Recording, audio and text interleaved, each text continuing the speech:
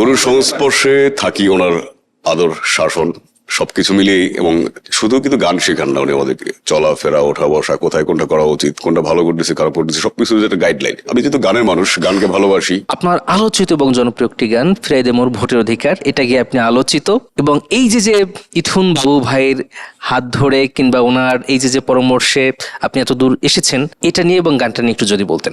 গুরু ইথুন বাবুর সাথে আমার পরিচয় 2005 থেকে 6 থেকে আমাদের মৌলিক গানের অ্যালবামে আমরা হাত দিয়েছি, এবং সেটা 6 সাল থেকে অ্যালবামের কথা বলতেছি। তারপর এটা করতে বেশ কয়েক বছর লেগেছে, তারপর থেকে গান করেছি, এবং গুরুর হাত ধরেই বাংলাদেশ জাতীয়তাবাদী সামাজিক সাংস্কৃতিক সংস্থা জাসাসের সাথে আমি সম্পৃক্ত হই, এবং সেই থেকে কাজ করে গিয়েছি। পরে আমাদের সাথে মৌসুমী অ্যাড হয়েছে। আর সেই সময় আসলে কি মানুষ, মানে এই যে একটা দেশের মধ্যে যে একটা ম্যাসাকার, একটা দুঃশাসন, অপশাসন চালাচ্ছিল মানুষের উপর, তো প্রতিবাদ করার তো যদি কারো ভিতরে বিবেক থাকে বা দেশপ্রেম থাকে, ন্যূনতম কোনো একটা মাধ্যম দরকার। তো গুরু আমাকে ইন্সপায়ার করলেন যে আসো কাজ করো, তা আমি কাজ করেছি।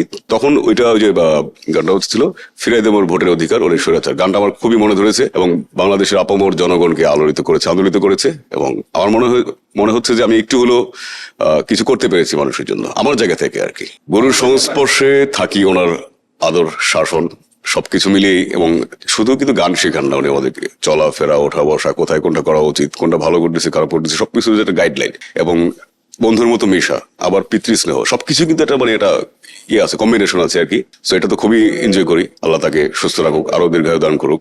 আর 10 বছর পরে কোথায় দেখতে চাই, আসলে আমি যেহেতু গানের মানুষ, গানকে ভালোবাসি, আরো ভালো ভালো গান গাইতে চাই। আর আল্লাহ তাআলা উনি ডিসাইড করবেন আমি কোথায় যাবো 10 বছর পরে। ভালো গান গাইতে চাই, এটা নিয়ে অনেক ধরনের অনেক কথাবার্তা, গসিপ বা অনেক ধরনের কন্ট্রোভার্সি আছে। তো সেটা হচ্ছে যে আচ্ছা, আমি এই প্রশ্নের উত্তর হচ্ছে যে যারাই ভালো গান করে, সেটা দেশে হোক দেশে বাইরে হোক, সবার গান শুনি, কিভাবে থ্রোয়িং দিল, কিভাবে এক্সপ্রেশন দিল, এগুলো দেখি। আর কণ্ঠের হয়তো সিমিলারিটি থাকতে পারে। হ্যাঁ, অবশ্যই আসিফ ভাই যেহেতু একজন স্ট্রং একজন সিঙ্গার, অবশ্যই তার গান আমাকে স্টেজে অন রিকোয়েস্টে হোক বা গাইতে হয়েছে, বা গুরুর লেখা গানগুলো আমি কিন্তু এখনো গাই, এভাবে আর কি করা। আর হয়তো কন্টেন্ট সিমিলারিটি থাকতে পারে, ইন্সপিরেশনের জায়গা থেকে ওনাকে আমি রেসপেক্ট করি। এই তো সবকিছু মিলে আর কি বিষয়টা।